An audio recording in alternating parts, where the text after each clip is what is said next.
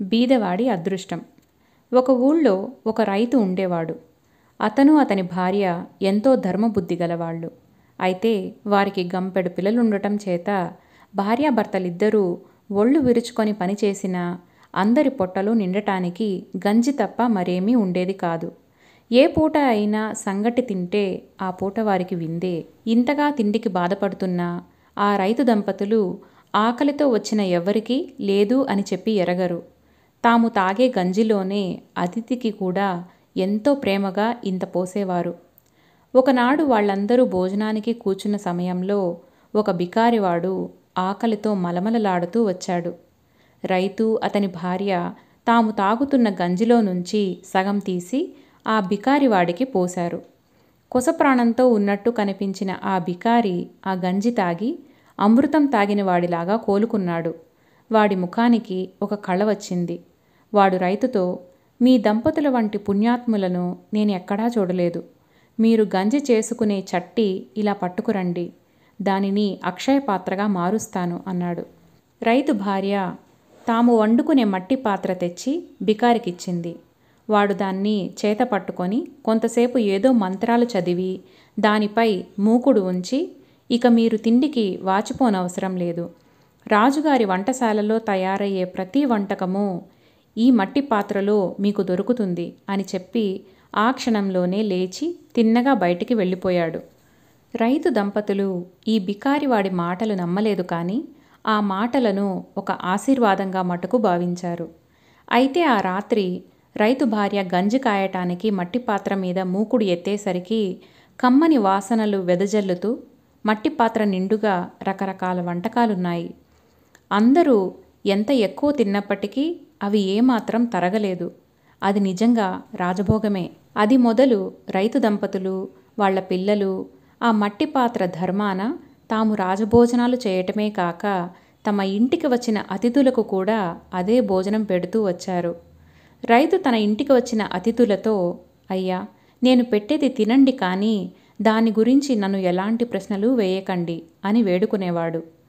అతని ఇంట భోజనం చేసిన వాళ్ళు ఇతర చోట్లకు వెళ్ళి, పలాని రైతు పెట్టిన భోజనమే భోజనం, మహారాజులకు తప్ప అటువంటి భోజనం దొరకదు అని చెప్పుకునేవాళ్ళు. రైతు ఇంట ఈ విధంగా జరుగుతుంటే అవతల రాజుగారి ఇంట వంటకాలు తరిగిపోతుండటం జరిగింది. ఈ సంగతి మొట్టమొదటిసారిగా రాజుగారి వంటవాడు గమనించాడు. వాడు రాజకుటుంబానికి కావలసిన దానికంటే ఎక్కువగానే వండినప్పటికీ ఒక్కొక్కసారి వంటకాలు చాలీ చాలకుండా ఉండేది. గిన్నె నిండా పాయసం తయారు చేసి మూత పెడితే వడ్డించే సమయానికి గిన్నెలో పాయసం వెలితిగా ఉండేది. ప్రతి పూట ఇదే జరుగుతూ ఉండటం చేత వంటవాడు ఇదేదో దొంగ చేస్తున్న పని అనుకున్నాడు. అయితే ఆ దొంగ ఎవడో వాడికి తెలియలేదు. చివరికి వాడు జరుగుతున్న వింతను గురించి రాజుగారికి విన్నవించుకున్నాడు. రాజుగారు మొదట వాడి మాటలు నమ్మలేదు. తర్వాత ఆయన ఒకనాడు స్వయంగా పరీక్షించి వంట పాత్రలలోని వంటకాలు తరిగిపోవటం గమనించాడు. రాజు ఈ విషయాన్ని మంత్రితో చెప్పాడు.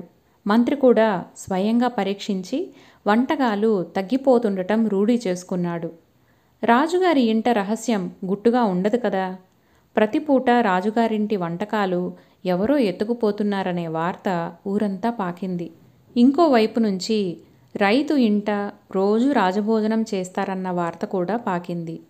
ఈ రెండు పుకార్లు కలుపుకొని అర్థం చేసుకున్న వారికి రాజుగారింట మాయమయ్యే వంటకాలు ఎలాగో రైతు ఇంటికి చేరుతున్నాయి అన్న అనుమానం తలెత్తింది.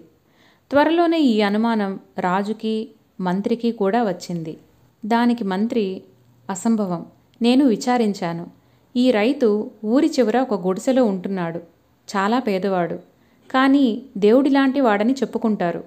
ఏమైనా వాడు ప్రతిపూట మన దివాణానికి వచ్చి వంటకాలు మాత్రమే దొంగలించుకుపోతున్నాడంటే అది నమ్మరాని విషయం. అంత రహస్యంగా రాజభవనంలోకి రాగలవాడు ఎంత విలువైన వస్తువునన్నా ఎత్తుకుపోయి సుఖంగా బతకవచ్చు. పూట పూట దొంగతనానికి రావటమంటే మాటలా అన్నాడు. దానికి రాజు, అయినా మనం వెళ్ళి ఒక పూట వాడి ఇంట భోజనం తింటే నిజం తెలిసిపోతుంది. వాడు ఇంటికి వచ్చిన అతిథికి లేదని చెప్పడట కదా అన్నాడు. సరే, రాజు మంత్రి మామూలు దుస్తులు ధరించి పెద్ద పెద్ద తలపాగాలు చుట్టి చేతి కర్రలు పట్టుకొని ఎవరికీ తెలియకుండా కాలినడకన రైతు ఉండే ఇంటికేసి బయలుదేరారు. బయలుదేరే ముందు వారు రాజుగారింట ఏమేమి కూరలు వంటకాలు అవుతున్నాయో వంటవాణ్ణి అడిగి తెలుసుకున్నారు. అక్కడ రైతు ఇంట రైతు కుటుంబం వారంతా భోజనాలకు కూచోబోతుండగా ఇద్దరు ఆజానుబాహులు వచ్చి, అయ్యా, మేం పొరుగురి వాళ్ళం, ఎండపడి వచ్చాం, ఈ పూటకు కాస్త భోజనం పెట్టించగలరా అని అడిగారు.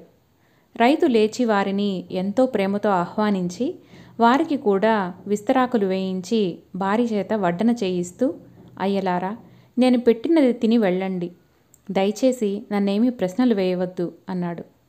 ఆకులలో వడ్డన అవుతుండగానే అవి రాజుగారి వంటశాలలో చేసిన వంటకాలని మారువేషంలో ఉన్న రాజుకు మంత్రికి తెలిసిపోయింది.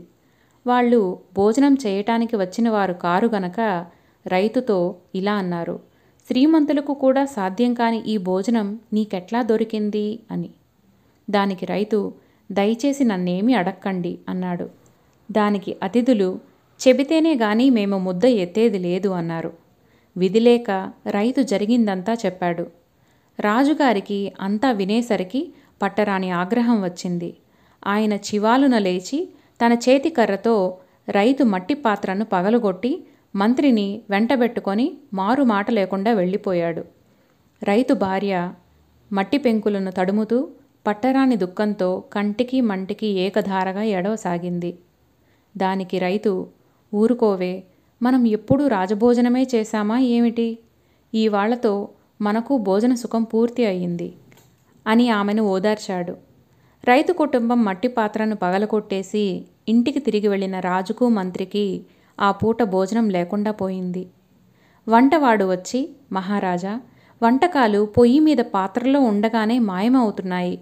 కావలిస్తే పాత్రలు చూడండి, బయట అంతా మసి, లోపల తోమినట్టు ఎలా ఉన్నాయో. రాజుగారు రైతు ఇంట భోజనం చేసి వచ్చినవాడైనా కాడు. మంత్రి తన ఇంటి నుంచి రాజకుటుంబానికి భోజనం పంపాడు. కానీ రాజుగారిల్లు చేరేసరికి ఆ వంటకాలు కూడా మాయమయ్యాయి. తాను చేసిన అన్యాయం కట్టి కుదుపుతున్నదని రాజుకు తెలిసి వచ్చింది. ఆయన మంత్రితో సహా రైతు ఇంటికి వెళ్ళి రైతు కాళ్లపై పడి, నేను కోపావేశంలో చేసిన దుర్మార్గాన్ని క్షమించాలి, మీ మట్టి పాత్ర పగలగొట్టినందుకు పరిహారంగా పెద్ద మాన్యం ఇస్తాను, ఇక నుంచి మా వంటశాలే మీ వంటశాల, రోజు మా ఇంట చేసే వంటకాలన్నీ సగం మీ ఇంటికి పంపుతాను, నన్ను నా కుటుంబాన్ని తిండికి మార్చి చంపితే నీకేంటి లాభం అని ప్రాధేయపడ్డాడు. రైతు కంగారు పడి, అయ్యా, నేను మీకేమీ చెయ్యలేదు, మట్టి పాత్ర పగిలిందని నా భార్య ఏడుస్తుంటే గంజి తాగి బతుకుదాంలెమ్మని చెప్పాను. మీకు అన్యాయం జరిగితే అది నా వల్ల జరగలేదు. మిమ్మల్ని క్షమిస్తే నాకు మట్టి పాత్ర ఇచ్చిన మహానుభావుడే క్షమించాలి అన్నాడు. తన వంటలో సగం రైతుకిస్తానన్నాక రాజుగారి వంటశాలలో చేసిన వంటకాలు చేసినట్టుగానే ఉండిపోయాయి. రైతు రాజుగారిచ్చిన మాన్యంతో సుఖంగా జీవిస్తున్నప్పటికీ వారికి రాజభోజనం పూట పూట వస్తూనే ఉండేది. ఆ విధంగా ఆ కుటుంబానికి 3 తరాల పాటు జరిగింది. మరొక మంచి కథతో మళ్ళీ కలుద్దాం.